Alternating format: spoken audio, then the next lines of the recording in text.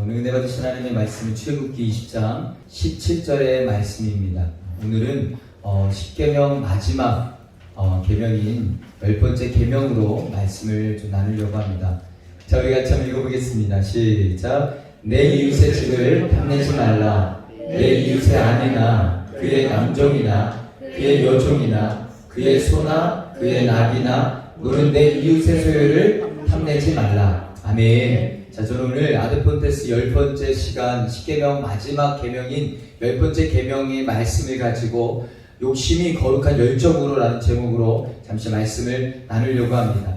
여러분, 우리가 지금까지 나눈 이 10계명은요 8가지의 그러니까 하지 말아야 될 일과 또한 2가지의 해야 될 일에 대한 절대적인 기준을 우리에게 말해주고 있습니다. 그리고 이 기준에 있어서 빗나가는 모든 의도를 가리켜서 우리는 죄라고 말을 하는 겁니다. 그래서 예전에도 말씀드렸지만 이 죄라는 이 단어의 의미는 목표에서 벗어났다라는 뜻이 있습니다. 하나님께서 아담과 하와를 창조하시고 그들로 하여금 해야 될 일과 하지 말아야 될 일에 대해서 명확한 규정을 주십니다. 성경을 보면은 아담과 하와가 해야 될 일은 하나님께서 창조하신 이 창조 세계 가운데에 하나님의 대리자로 잘 다스리고 관리하는 일입니다.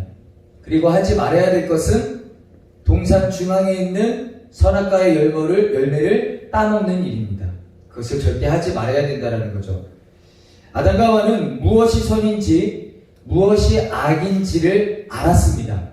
자, 그 모든 기준이 어디였냐면 절대적으로 하나님이었어요. 절대적으로 하나님이셨습니다. 그들이 규정하는 것이 아니었습니다. 하나님이 규정하는 거였어요. 그들이 생각하고 기준을 잡는 게 아니라 하나님께서 생각하시고 하나님께서 말씀하시는 그 기준, 그 절대적인 기준, 그 규정을 이들은 받아들였습니다. 그런데 선악과를 따먹음으로 인하여서 아담과 하와가 선악과를 따먹음으로 인하여서 하나님의 기준이 되는 것이 아니라 이제는 자기가 기준이 되어버립니다. 사단이 원했던 것이 여러분 이거예요. 이 기준을 깨고 싶었다라는 겁니다. 사단은 어떻게든 이 기준을 어떻게든 깨고 싶었어요. 왜냐하면 그 기준이 깨져야 하나님과의 관계가 깨지기 때문에. 자, 하나님이 내게 유익한 걸 정하지 않고 내 눈에 좋은 것, 내게 유익한 것 내가 정하라는 거예요. 그게 사단의 공격입니다. 아니야. 하나님이 정하시는 거 그게 기준이 아니야. 네가 원하는 거, 네가 좋아하는 거, 네가 생각하는 거 그게 기준이야. 하나님이 기준이 아니라 내가 기준이 되어 간다라는 거죠. 그때부터 선과 악의 기준은 내가 되는 겁니다. 여러분. 자, 오늘의 사람들의 모습이 이렇습니다. 내가 좋아야 좋은 거예요. 그죠? 내가 싫으면 싫은 거예요. 오늘날에는 더군다나 더 그게 명확합니다. 아무리 사람들이 뭐라고 하던 심지어 하나님의 말씀이 어떻든 알지만 내가 싫다라는 거예요. 내가 원하지 않는다라는 거예요. 알긴 아는데 교회 다니면서 많이 들었는데 나 하나님 예배한다라고 하나님 믿는다라고 하는데 아는데 내가 싫다는 거예요. 난 이게 좋다라는 거예요.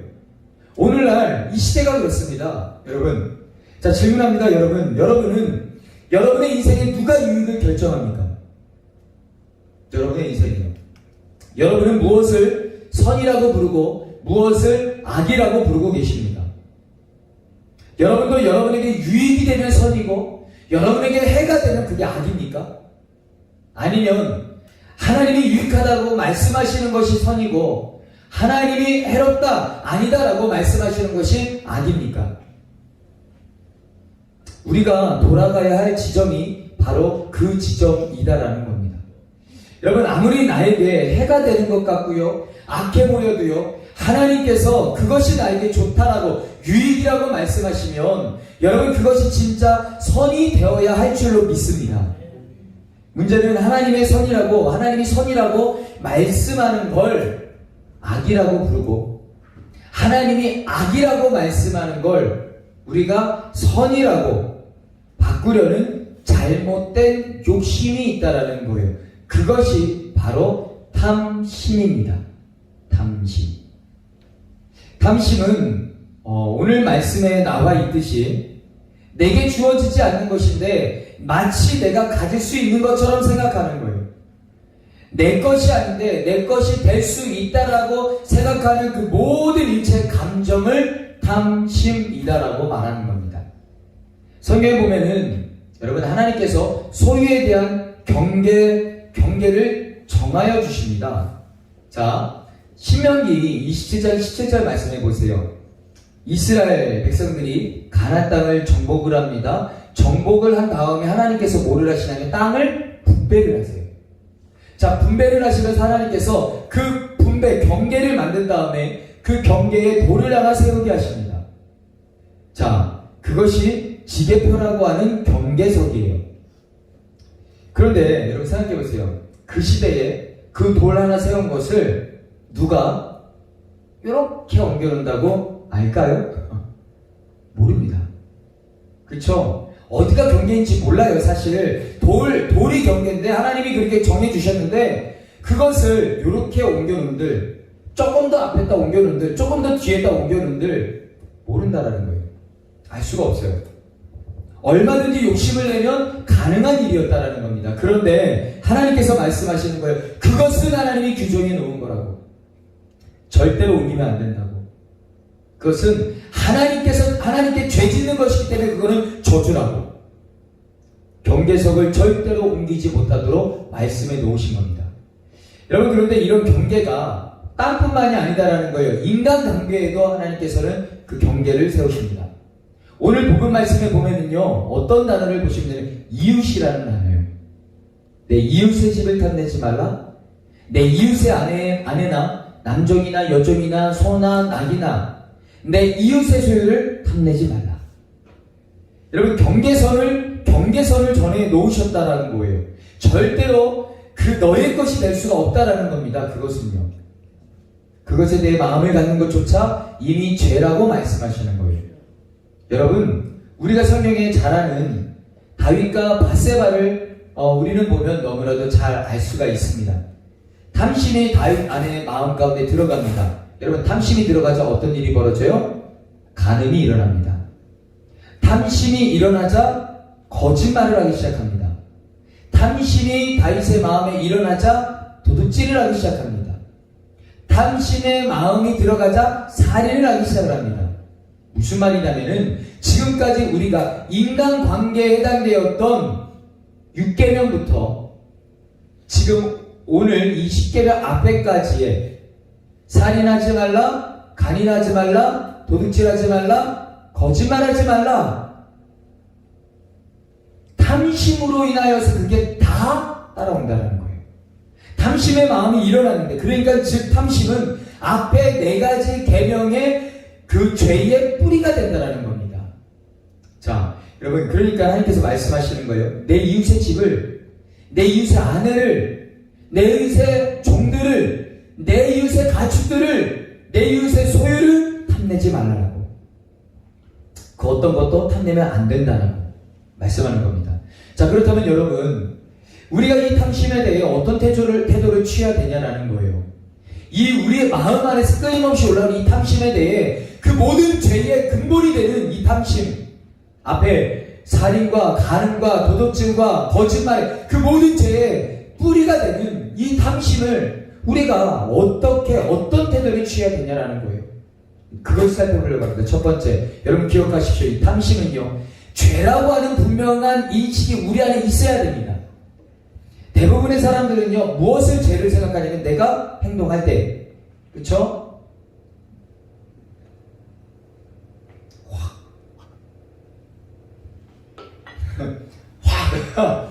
그렇죠? 내가 뭔가 행동을 할 때 그걸 죄라고 생각하는 거예요. 여러분 생각해보세요. 살인 행동이잖아요.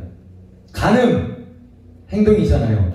거짓말 행동이잖아요. 도둑질 행동이잖아요. 그런데 문제는 탐심은 그냥 생각이라고, 그냥 감정이라고 생각한다라는 겁니다. 사람들이. 근데 성경은 뭐라고 하냐면 탐심은 죄다라고 말합니다. 사도 바울은요, 골로새서 말씀해 보면은 뭐라고 하냐면 이 탐심은 심지어 우상 숭배라고 말합니다.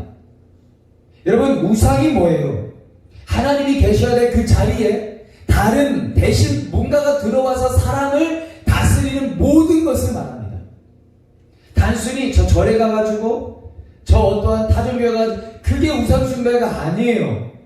하나님이 계셔야 될 그 자리에 내 자녀가 될 수도 있고 물질이 될 수도 있고 어떤 사람은 카메라가 될 수도 있어요. 야, 카메라가요? 카메라 중독 걸리면 그렇게 무섭대요. 아시죠? 여러분, 렌즈 하나에 수백만 원입니다. 중고가요. 카메라에 빠져가지고 전세금을 빼더라고요. 와, 전세금을 빼서 카메라 렌즈를 사고 월세로 가더라고요. 와, 그런 일이 벌어지더라는 겁니다. 자, 여러분, 모든 우상들의 공통점이 뭐냐면 바로 사람이 만든다는 거예요. 그렇잖아요. 생각해 보세요. 아이러니한 거는요, 여러분, 사람이 만들면 사람의 통제를 받아야 되잖아요. 그런데 놀라운 것은 우상은 사람이 만들어 놓고 사람을 다스린다는 거예요. 예수님께서 성경에 보면은 예를 드시는데 가장 대표적인 예가 바로 돈입니다. 여러분, 사람이 돈을 만들지 돈이 사람을 만들지를 못해요. 그렇잖아요. 그런데 마치 돈이 사람을 만드는 것처럼 그러니까 돈이 사람을 다스리기 시작합니다. 돈이 사람을 통제하기 시작합니다. 예수님이 말씀하세요. 마태복음 1장 24절 말씀에 보니까요. 같이 한번 읽어볼까요? 시작. 한 사람이 두 주인을 섬기지 못할 것이니 혹 이를 미워하고 저를 사랑하거나 혹 이를 중히 여기고 저를 경히 여김이라. 너희가 하나님과 재물을 겸하여 섬기지 못하느니라. 아멘. 사람이 만든 건데 어떻게 그것을 사람이 섬기는가? 말이 안 되잖아요. 어떻게 사람이 만든 건데 어떻게 그것이 사람을 다스리는가? 말이 안 되잖아요. 여러분, 그게 바로 우상숭배다라는 겁니다. 자, 탐심이라고 하는 감정은요, 내 안에 일어나는 겁니다. 그렇죠? 여러분, 내가 만든 거잖아요. 그런데 이 탐심이 내 안에 일어나는 순간, 내 안에서 만들어내는 순간, 놀라운 것은 그 탐심은 내 통제를 받지 않습니다. 더 이상 나를 지배하기 시작합니다. 여러분, 한번 생각해 보세요. 내 친구가, 내 주위 사람이 좋은 집 살고 좋은 차 타는 게 그게 죄냐라고요. 옆집의 아내가 예쁘고 현모양처럼 게 죄입니까? 왜 화가 나요? 그죠? 옆집의 남편이 잘생기고 능력까지 있는 게 죄입니까? 근데 왜 화가 나죠? 그죠? 여러분, 이게 죄가 되려면요, 모든 사람이 똑같이 나쁜 감정이 생겨야 돼요. 그렇잖아요. 느껴야 됩니다, 나쁜 감정은. 그런데 나만 느끼잖아요. 나만. 내 안에 그 감정이 일어나는 것이 잘못이다라는 겁니다. 잘못이라는 거예요. 분명 그런 것들이 죄가 아닌데요, 우리 안에서 그 감정이 일어나는 거예요. 여러분, 그 감정이 일어나면 어떤 일이 벌어지는가? 화가 나기 시작합니다. 그래서 동창회 가지 말라고 하는 거예요. 아시죠? 그런 말이 있어요. 동창회 갔다 오면 뭐 한다고요? 네? 아직 경험을 못해서 그래. 동창회 갔다 오면 부부싸움 한다라는 말이 괜히 있는 게 아니에요. 네, 죄가 아닌데 분명히 나보다 공부 못했던 애가 좋은 놈 만나가지고 좋은 차 타고 다니고 너무 막 머리부터 발끝까지 다 그냥 그걸로 빼입고 왔네? 그게 죄입니까? 근데 왜 화가 나요? 내 안에서 일어나는 거예요. 내 안에서. 그렇잖아요, 여러분. 무서운 것은요, 탐심이 확 들어오잖아요. 그러면 사람은 그것을 얻을 때까지, 그것을 취할 때까지 잠이 잘 안 와요. 네. 다윗이 그랬습니다. 밧세바를 생각하니까 잠을 못 자겠는 거예요. 여러분, 그냥 생각이 아니고 감정인 줄 알았는데 놀라운 것은 결국 행동이 되어버리더라라는 겁니다. 그래서 살인이 되게 하고 간음도 이루어지고 도둑질이 일어나고 거짓말이 일어나기 시작하는 거예요. 여러분, 탐심은 단순히 생각이 아니라는 것을 명심하시기 바랍니다. 생각이 아니에요, 단순히. 탐심은요, 죄입니다. 그냥 죄가 아니고 우상숭배라는 거예요. 이렇게 우리는 탐심이 죄라고 하는 분명한 인식이 먼저 우리 안에 있어야 됩니다. 두 번째로 탐심에 대해 우리가 취할 태도는요, 탐심을 다스리는 법을 배워야 한다는 거예요. 앞에 말씀드렸지만은 탐심이 우리 안에서 일어나면은요, 제어가 안 됩니다. 제어가 되지 않아요. 이제는 그놈이 나를 다스리기 시작을 해요. 나를 통제하기 시작합니다. 그러면 어떻게 해야 될까? 여러분, 탐심이 일어나지 않는 법을 배워야 한다는 거예요. 여러분, 우리는 성경의 원리를 잘 알아야 됩니다. 여러분, 우리가 죄와 멀어지는 방법은요, 하나입니다. 뭘까요? 죄와 멀어지는 것, 멀어지는 방법 하나입니다. 하나님을 가까이 하는 거예요. 하나님을 즐거워하는 겁니다. 아멘. 죄와 막 내가 뭔가 싸워보려고 맨날 그냥 그 죄 이게 아니라 내가 하나님 앞에 가까이 가면 자동으로다가 그 죄를 이길 수 있는 힘이 생겨요. 제가 자주 말씀드렸잖아요. 담배 피는 사람들이 왜 주정부리라는 줄 아십니까? 계속 입에 들어가야 생각이 안 나는 거예요. 안 그러면 큰일 나요. 막. 네. 내가 하나님 앞에 집중하면 집중할수록 나도 모르는 사이에 죄와 멀어지는 나를 발견하게 됩니다. 여러분, 마찬가지라는 거예요. 탐심도 똑같습니다. 우리가 탐심과 여러분 어떻게 싸워야 되는가? 우리 안에 하나님의 개념이 들어와야 된다는 거예요. 그것을 사도 바울은 뭐라고 말하는가? 자족이다라고 말을 하는 겁니다. 여러분, 자족의 원어적인 뜻은요, 더하거나 보충할 필요 없이 충분하거나 넘치는 이라는 뜻이 담겨져 있습니다. 즉 무슨 말이냐면은 하나님은 언제나 내게 최선의 것을 주신다 하는 거예요. 여러분, 자족하십니까? 자족하면서 사십니까? 하나님은 언제나 나에게 최선의 것을 주신다라고 생각하십니까? 여러분, 빌립보서 4장 11절에서 12절 말씀해 보면요, 사도 바울이 빌립보서 옥중에서 쓴 편지입니다. 그렇게 얘기합니다. 같이 한번 읽어볼까요? 시작.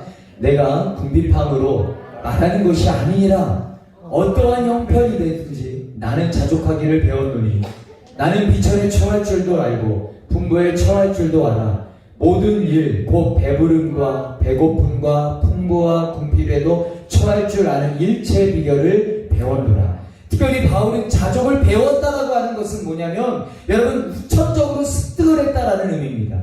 그러니까는 자족은요, 배워야 되는 개념이다라는 거예요. 어떻게 배우는가? 여러분, 따라합시다. 경험을 통해서. 다시 경험을 통해서 하나님과 함께 동행하면서 모든 시간 속에서 하나님은 나에게 가장 좋은 것을 주시는 분, 나에게 가장 최선을 주시는 분, 이것을 경험해야지만 우리의 삶에서 자족할 수 있다는 거예요. 경험이에요. 경험을 통해서 배워나가는 겁니다. 그렇구나, 나에게 이게 유익이 아니라고 생각을 했는데 후의 시간을 지나고 보니까 이것이 하나님께서 나에게 최상의 것이었구나. 나는 그때 너무 힘들었는데 하나님께서 나에게 가장 좋은 것을 주시기 위해서 그 시간을 나에게 주셨구나. 경험을 하다 보니까 나중에 어떤 일이 벌어지면요, 오히려 그것을 쉽게 또 넘어갈 수 있더라라는 거예요. 처음에는요, 요것도 넘어가기 힘들었거든요. 근데 나중에는요, 이것을 넘어가는 나를 발견해요. 훈련이에요. 훈련. 배워가는 겁니다. 여러분, 바울이 경험한 거죠. 그 시간이 해로웠던 것 같은데 지나고 보니까 결과적으로 내게 다 유익이었더라. 넘치는 은혜였다라는 겁니다. 그래서 사도 바울은요, 로마서 8장 28절 말씀에 우리가 알거니와 하나님을 사랑하는 자, 곧 그의 뜻대로 부르심을 입는 자들에게는 다 모든 것이 합력하여 어떻게 해요? 선을 이루느니라. 합력하여 선을 이루느니라. 내 눈에 안 좋아 보일 수 있어요. 내 생각에 좀 부족해 보일 수 있어요. 여러분, 내 생각에 다른 사람이 더 잘 사는 것 같고 다른 사람이 더 행복하게 사는 것 같이 보일 수가 있어요. 근데 시간이 흐르고 보세요. 모든 것은 다 하나님께로부터 오고 그 모든 것은 다 결과적으로 내게 좋은 일이 된다라는 것입니다. 네. 사랑하는 성도 여러분, 우리는 배워야 해요. 합력해서 선이 된다라는 것을요, 또한 하나님은 절대로 실수하지 않으신다라는 것을요, 우리 인생에서 삶에서 배워야 한다는 것입니다. 그것이 배워지면요, 놀랍게도요, 그 사람은 반드시 다른 사람 안 쳐다봅니다. 다른 거 안 쳐다봅니다. 왜요? 내 인생에 주신 것만 봐도 행복한데 그렇겠어요? 그냥 내 인생에 주신 것만 봐도 너무 좋은데, 감격스러운데 그렇겠어요? 딴 사람 거 보면서? 딴 사람 아내 보면서? 딴 사람 남편 보면서? 딴 사람 그렇게 하는 거 보면서? 그러겠어요? 화나겠어요? 축복해주죠. 나도 행복한데 너도 행복해서 좋다. 축복해주죠.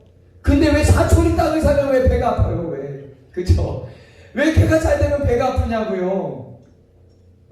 응원해주고 지지해주고 같이 축하해주고 같이 행복하고 해야 되는데 왜 그러는 거죠? 우리의 마음이 그렇다는 거예요. 우리의 마음이. 여러분, 지금 여러분이 가는 길은 어떻습니까? 지금 여러분이 인생길을 걸어가는데 청년의 때에 또한 중고등학생 때에 또한 성인의 때에 지금 여러분들이 걸어가는 그 길은 어떻습니까? 어렵습니까? 다른 사람과 비교했을 때에 다른 사람의 상황보다 어려운 것 같습니까? 여러분의 상황이요. 여러분 지금 그래도 믿으시기를 바랍니다. 하나님께서 나와 함께 가시면 잘 가고 있는 거라고요. 하나님이 내 자녀와 함께 가시면 잘 가고 있는 거라고요. 반드시 하나님은 하나님께서 손을 이루실 거라고요. 네. 그러면 우리는 절대로 곁눈질하지 않게 됩니다. 자꾸 곁눈질하는 이유는 뭐냐면 하나님이 나에게 주실 것이 최선이라고 생각이 안 되니까 곁눈질이 되는 거예요. 내가 기도를 해도 더 했는데, 내가 헌신을 해도 더 했는데, 내가 하나님 앞에 더 그렇게 나아갔는데 그런 마음이 왜 드냐고요. 왜요? 여러분은 어떻습니까? 여러분 안에 그런 마음이 있지는 않으십니까? 절대로 곁눈질을 하지 않게 된다는 거예요. 내게 주신 은혜만 보게 될 거예요. 그것이 바로 뭐라면 자족이다라는 겁니다. 우리 예수님께 성도님들이 이 자족의 마음을 배우고 훈련할 수 있기를 주님의 이름으로 간절히 축원합니다. 마지막으로요. 당신이 우리가 취해야 될 태도는요. 욕심을 선한 방향으로 돌리는 법을 배워야 된다는 거예요. 여러분 삶을 대하는 불교 철학과 기독교 철학은요 다릅니다. 불교는요 버리는 걸 근본으로 해요. 그래서 뭐 해야 된다라고 해요? 불교에는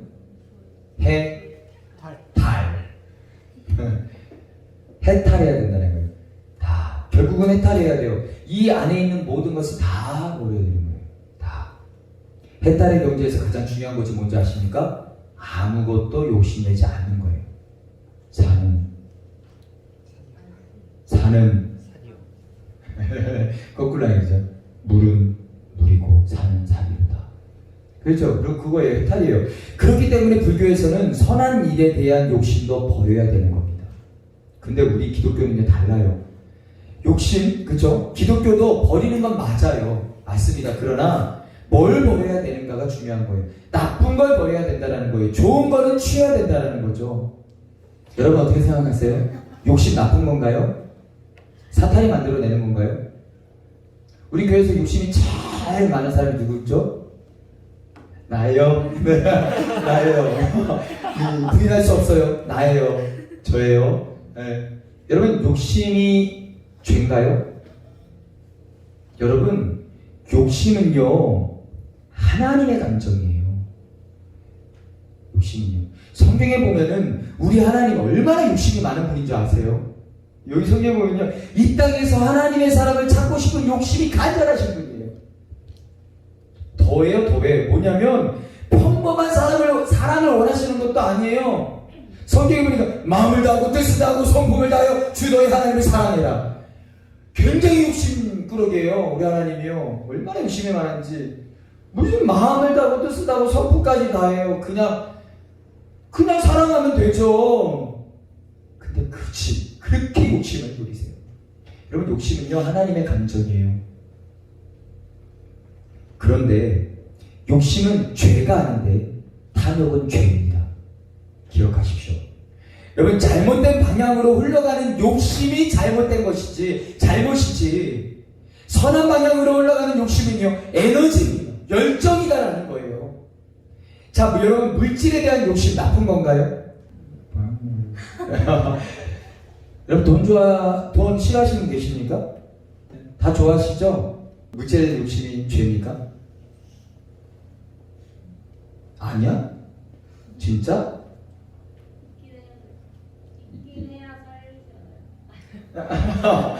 자, 여러분 보세요. 물질에 대한 욕심 나쁜 건가요?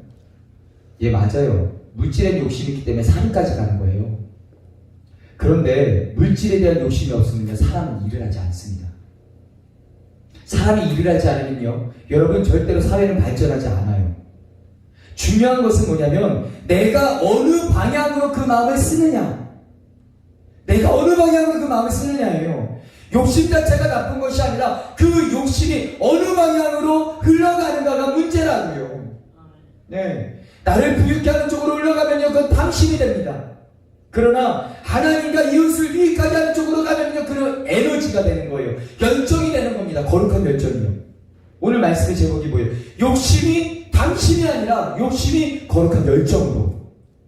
자, 여러분, 선한 에너지, 사도 바울이 이렇게 권면을 하는 겁니다. 디모데전서 6장 17절에서 18절 말씀을 보세요. 같이 한번 읽어보겠습니다. 시작. 내가 이 세대에서 부한 자들을 명하여 마음을 높이지 말고 정함이 없는 재물에 소망을 두지 말고 오직 우리에게 모든 것을 후히 주사 누리게 하시는 하나님께 두며 선을 행하고 선한 사업을 많이 하고 나누어 주기를 좋아하며 너그러운 자가 되게 하라. 사도 바울은 부를 정죄하지 않습니다. 말씀에 보면 어떤 부를 정죄하고 있어요? 말씀에 보니까 부에다가 소망을 두고 있는, 탐심을 두고 있는 부를 정죄한다라는 겁니다. 말씀에 보니까 선한 일에 욕심을 내라는 거예요. 나누어주기를 좋아하는 일에 욕심을 내라는 겁니다. 그것은 하나님 앞에 바른 거라고요. 여러분은 어떤 목적으로 살아가고 계십니까? 여러분은 어떤 마음을 가지고 계시나요? 그냥 지금 상태가 무조건 좋다고 아무것도 안 하는 게 아니에요. 여러분, 하나님이 원하시는 건 지금 그 상태에서 만족하면서 앞을 바라봐야 되는 겁니다. 하나님께서 어떻게 하면 하나님께 어떻게 하면 더 쓰임받을 수 있을까? 어떻게 하면 하나님의 뜻을 이 땅에서 이루어갈 수 있을까? 어떻게 하면 하나님을 영화롭게 하고 이웃을 행복하게 만들어갈 수 있을까? 그러므로 사랑하는 성도 여러분, 여러분 안에 탐심이 일어나지 않는다라고 해서 그것이 정말 좋은 걸까요? 맞아요. 여러분, 감사한 제목이에요. 그런데 탐심도 없고 누군가를 유익하게 하려고 하는 그런 마음도 없다면 그것은 기도 제목이에요. 기도 제목이에요. 여러분, 욕심이 없는 것도 기도 제목이에요. 욕심이 없으면 탐욕이 안 일어나서 좋겠죠. 그러나 욕심이 안 일어나면 선한 일도 안 일어납니다. 그러므로 여러분, 이 욕심이 선한 방향으로 갈 수 있기를 날마다 기도하셔야 돼요. 네. 하나님이 주신 마음이 선한 방향으로 올라가야 돼요. 여러분, 제가 참 안타까운 것이 저도 아까 이제 그런 얘기, 어느 분한테 그런 얘기를 들었어요. 유대인들이 왜 잘 사는지 아냐고. 전 세계를 잡고 있어요, 유대인들이. 그죠? 그럼 유대인들 안에 가난한 사람이 없을까요? 있어요. 그런데 어떤 일이냐면 어떤 얘기를 해주시더라고요. 뭐냐면 어느 나라에 이제 와서 유대인 수장을 만나서 내가 이곳에서 이러한 일을 한번 해보려고 합니다. 좀 도와주세요. 어떻게 해야 될지 모르고. 아니, 생판 남의 나라에 와서 뭘 알겠어요. 여러분, 다 도와준답니다. 근데 더 놀라운 것은 유대인들이 돈을 모으기 시작해요. 그래서 여러분 생각해 보세요. 한 사람당 100만 원까지는 10만 원씩만 모아도요. 여러분 100명이면 얼마예요? 1000만 원이잖아요. 그죠? 네. 맞나요? 아니네. 맞네요. 네. 유대인들이 100명만 있겠습니까? 1000명이면 억이 되는 거예요. 빌려줘요. 근데 또 놀라운 것은 내가 빌려줬기 때문에 뭔가를 원하지 않아요. 안 받습니다. 그럼 그 사람은 그렇게 만약 가게를 딱 오픈해요. 그러면 다 모든 유대인들은 그 가게에 올인을 해요. 그 가게만 사용을 해요. 이용을 해요. 자리만 계속. 여러분, 그렇게 해보세요. 그러면 다음에 누군가가 나타났을 때 그 유대인이 가만히 있을까요? 남들 10만 원 낼 때 그 사람은 100만 원 내겠죠. 여러분, 이러한 일들이 그러니까 사람들의 어떠한 그 공동체에 10번, 20번만 돌아간다고 생각해 보세요. 그 공동체 어려운 사람 있을까요? 안 생깁니다. 서로 같이 도와주려고 하고 내가 도움을 받았기 때문에 난 더 도와주려고 하고 그런다는 거예요. 놀랍죠? 여러분, 한국 기독교에서 누군가가 어렵다라고 여러분 함께 합시다 라고 하면 얼마나 할까요? 안 합니다. 쉽지 않아요. 너무 안타까워요. 여러분, 여기 지금 몇 분이 앉아 계시죠? 여러분들이 지금 10만원씩만 모으잖아요? 엄청난 일을 할 수 있습니다. 여러분, 예수 이름 교회가 여기가 좋사오니 하면서 그냥 주신 것만 만족하는 교회가 되지 않기를 축복합니다. 여러분, 하나님, 우리가 더 큰 일을 감당하기를 원합니다. 하나님, 열방을 향해 열방의 여호와의 길을 높이 세우기를 원합니다. 하나님, 예수님의 이름으로 그들을 가르치고 그들이 하나님을 온전히 찬송하는 날이 올 때까지 우리가 멈추지 않기를 원합니다. 우리 주변에 있는 어려운 이웃들을 섬김에 더 많은 사람들을 섬길 수 있게 하여 주시고 그들이 하나님 때문에 우리 예수님 교회 때문에 행복하다라는 소리를 듣는 그런 교회 되기를 원합니다. 우리 교회가 그런 교회가 됐으면 좋겠어요. 사랑하는 성도 여러분, 그런 욕심을 내야 될 줄로 믿습니다. 그런 욕심. 이제 말씀을 좀 정리하기를 원합니다. 여러분, 사람 간에 일어나는 모든 죄는요, 탐심으로부터 시작을 합니다. 탐심이 들어왔을 때 살인이 이루어지고, 탐심이 들어왔을 때 거짓이 이루어지고, 간음이 이루어지고, 도둑질이 이루어지는 거예요.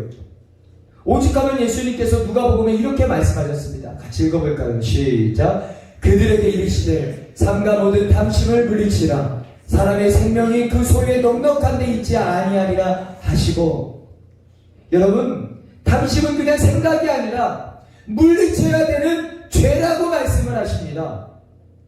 그렇다고 우리 또한 탐심은 죄라고 하는 건 분명한 인식 가운데 우리가 살아야 된다는 거예요. 생각이 아니에요. 그냥 생각에서 끝이 아니다라는 거예요. 또한 우리는 자족하는 법을 배워야 돼요. 훈련해야 됩니다. 하나님이 내게 좋은 것을 주시는 분이라고 날마다 고백하면서 그 안에서 감사를 해야 돼요. 마지막으로 감사하다고 거기만 머물러 있으면 안 됩니다. 그 에너지를 긍정적인 방향으로 쓰기 위해 기도하셔야 돼요. 하나님, 내 안에 있는 욕심을 선한 일로 바꿔주옵소서. 하나님, 내 안에 있는 욕심을 탐심이 아니라 거룩한 열정으로 바꿔지게 하여 주십시오. 그들을 유익하게 하고 교회를 유익하게 하고 하나님의 나라를 유익하게 하는 내 열심히 그렇게 쓰임받기를 원합니다. 그 기도를 하셔야 된다는 거예요. 사랑하는 성도 여러분, 더 많은 감사가 드려지고 더 많은 열정이 하나님께 드려지는 그런 은혜가 우리를 통해, 정말로 우리 교회를 통해 끊임없이 이뤄가 가기를 주님의 이름으로 간절히 축원합니다. 따라하겠습니다. 욕심이 거룩한 열정으로, 탐심이 아니에요. 거룩한 열정으로 바뀌어지는 우리 예수님께 모든 성도님들 되시기를 주님의 이름으로 간절히 축원합니다. 여러분, 시간 두 눈 한번 감아보세요. 여러분, 솔직하게 지금 여러분은 여러분의 삶에 만족하십니까? 여러분, 여러분에게 주신 남편과 아내를 정말 최선이라고, 하나님의 최선이라고 믿고 사십니까? 우리의 부모님을 정말 하나님의 최선이라고 믿고 사시나요? 우리에게 주신 자녀가 정말 우리에게 주신 가장 최선의 선물이십니까? 여러분은 여러분의 경제 환경에 대해 어느 정도 하나님께 감사하십니까? 혹시 그것에 대한 불만족 때문에 하나님을 향해 정말 마음으로부터 짓지 말아야 할 탐심의 죄를 짓고 있다면 하나님께 회개하셔야만 될 것입니다. 여러분, 이 시간 하나님께 이렇게 기도합시다. 하나님, 그 마음에 붙잡히지 않게 하여 주시고 감사하는 자가 되게 하여 주옵소서. 주님만이 나의 힘이 되십니다. 주님만이 나의 방패가 되십니다. 주님만이 나의 소망이 되십니다 라고 고백할 수 있기를 원합니다. 그리고 모든 것이 합력하여 선이 된다라는 그 믿음을 가지고 오늘도 감사함으로 자족하는 내가 되기를 원한다라고, 오늘도 주신 것으로 기뻐하게 하시고 내 안에 일어나는 욕심들이 잘못된 방향이 아니라 하나님과 이웃을 위한 선한 방향으로 쓰임받기를 원한다라고, 선한 열정이 일어나기를 원한다라고 이 시간 주님의 이름 한번 부르시고 동서로가 드리기로 하겠습니다. 주여,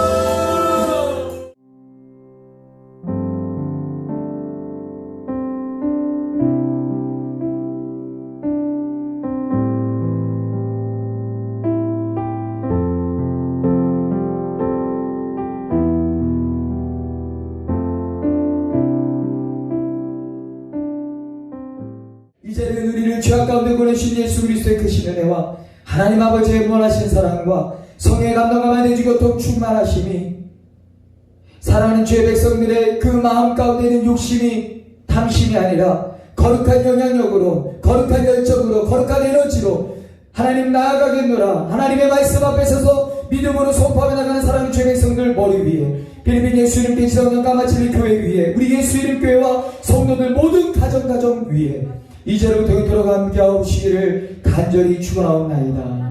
아멘.